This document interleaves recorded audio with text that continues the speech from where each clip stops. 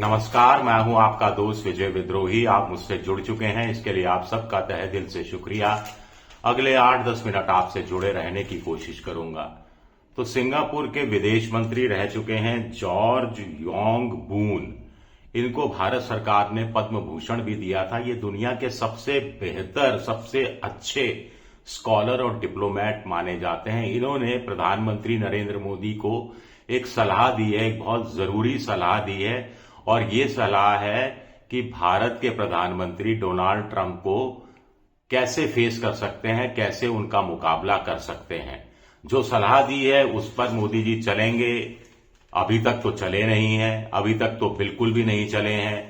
तो मोदी जी को 360 टर्न लेना पड़ेगा, 360 डिग्री।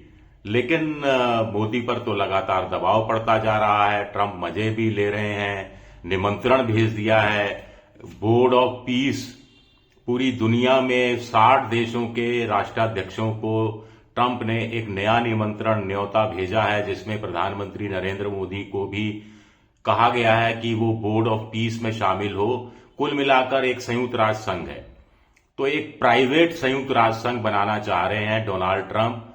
जो दुनिया में कॉन्फ्लिक्ट हैं, झगड़े हैं, युद्ध जैसे हालात हैं, उन शांति कैसे बनाई जाए, उनसे कैसे निपटा जाए, ये काम करेगा। और खर्च जो भी इससे जुड़ेगा उसको $1 बिलियन एक साल के अंदर देने होंगे, यानी 100 अरब रुपए देने पड़ेंगे।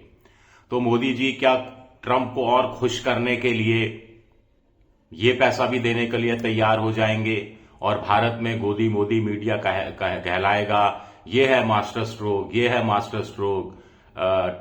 मोदी ने ट्रंप पर एक तरह से कूटनीतिक फतेह हासिल कर ली, वगैरह वगैरह। क्योंकि इससे पहले भी मोदी झुकते चले आए हैं। कुल मिलाकर अभी ताजा मामला ईरान का जो चाबहार बंदरगाह है उसको लेकर है। उससे पहले रूस से तेल खरीदी बंद हो गई, ईरान से भी हमने जो तेल खरीदी कम कर दी थी। अमेरिका से तेल और गैस महंगे दाम पर भारत खरीद रहा है। वेनेजुएला से भी भारत ने तेल खरीदना बंद कर दिया है। इससे पहले कपास पर भारत ने ड्यूटी घटा दी थी। डील अटकी हुई है, डील को लेकर भारत कुछ लचीला रुख अपनाने के लिए तैयार है, ऐसे संकेत दिए जा रहे हैं। ऐसे में कुल मिलाकर सिंगापुर के जो पूर्व विदेश मंत्री हैं और जिनको भारत सरकार पद्म भूषण से नवाज चुकी है, उनकी एक सलाह बहुत जरूरी है। वो कह रहे हैं कि ट्रंप इसे बुली मतलब बदमाश, बदमाशी करने वाला। ट्रंप बदमाशी करने वाले, एक तरह से भारत के संदर्भ में किस शब्द का इस्तेमाल करें? बदमाश कौन होते हैं? गुंडे, मवाली, बदमाश। इनके सामने अगर आप अपनी कमजोरी जाहिर कर दोगे तो ये आप पर झपट पड़ेंगे, आप पर टूट पड़ेंगे, आपको दबा देंगे, हर तरीके से दबा देंगे। तो इनका मुकाबला, ऐसे बदमाशों का मुकाबला कैसे किया जा सकता है? ऐसे मुकाबला किया जा सकता है कि आपको सर्टेन स्टिफनेस, दृढ़ता दिखानी पड़ेगी, स्ट्रेंथ, ताकत अपनी दिखानी पड़ेगी।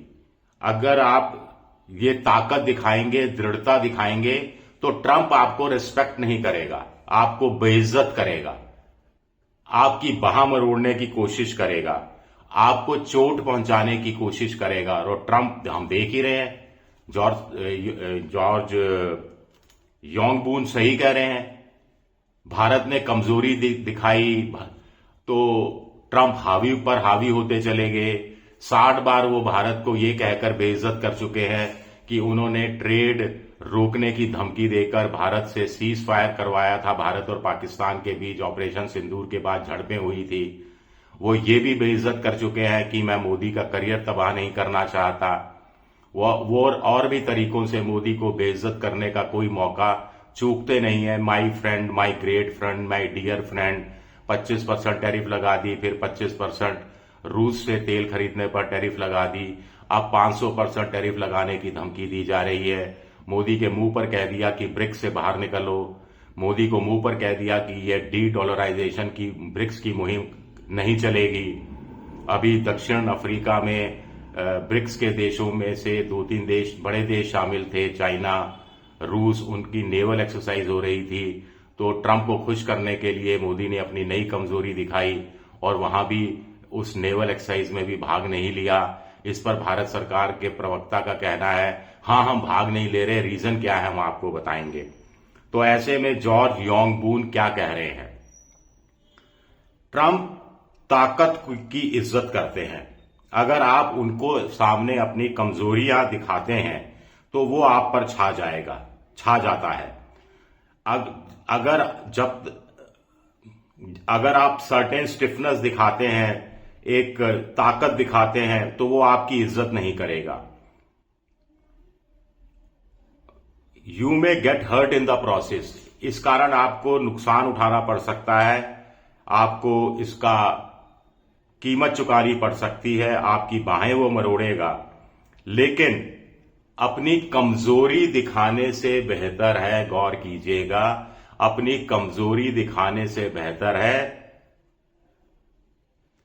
कि आप कीमत अदा कर दो, आप मजबूती से पेश आओ, अपनी ताकत दिखाओ, झुकने से इनकार करो, रीढ़ की हड्डी को सामने रखो।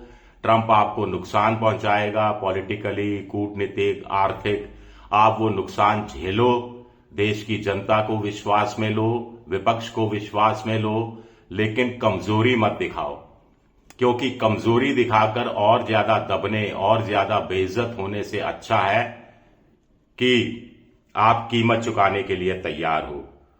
नहीं तो वो क्या करेगा, otherwise your life is completely subordinate to his will, उस ट्रंप की इच्छा पर आपकी जिंदगी उनकी ट्रंप की इच्छा की गुलाम होकर रह जाएगी।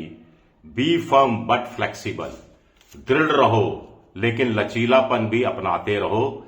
ये बात जॉर्ज योंग बून ने कही है, इंडियन एक्सप्रेस को एक दिए हुए आर्टिकल में कही है। आगे इसी बात को वो एलॉबरेट कर रहे हैं कि ट्रंप एक बदमाश किस्म का आदमी है, अगर आप अपने कमजोर पत्ते दिखा देंगे तो वो आपसे मैक्सिमम एक्सट्रैक्ट करने की कोशिश करेगा। भारत अपने आप को कमजोर राष्ट्र के रूप में पेश कर नहीं सकता। भारत को अब कमजोर राष्ट्र के रूप में पेश नहीं करना चाहिए। If India just rolls over, it will lose it prestige. अगर भारत झुक जाता है, अमेरिका के आगे चरणबद्ध हो जाता है, तो वो अपनी इज्जत गंवा देगा, अपनी रेपुटेशन, जो प्रतिष्ठा पूरी दुनिया में है, वो गंवा देगा। लेकिन अगर आप दृढ़ रहते हैं, अगर आप अपने पैरों पर खड़े रहते हैं, अगर आप लाल आंखें ट्रंप को दिखाते हैं, आप झुकने से इनकार कर देते हैं, तो आपको इसकी कीमत चुकानी पड़ेगी। तो क्या मोदी कीमत चुकाने के लिए तैयार हैं? क्या ये सलाह सुझाव आपको कैसी लगती है? इस पर अपनी राय जरूर दीजिएगा। पसंद आए तो लाइक कीजिएगा, सब्सक्राइब कीजिएगा, शेयर कीजिएगा।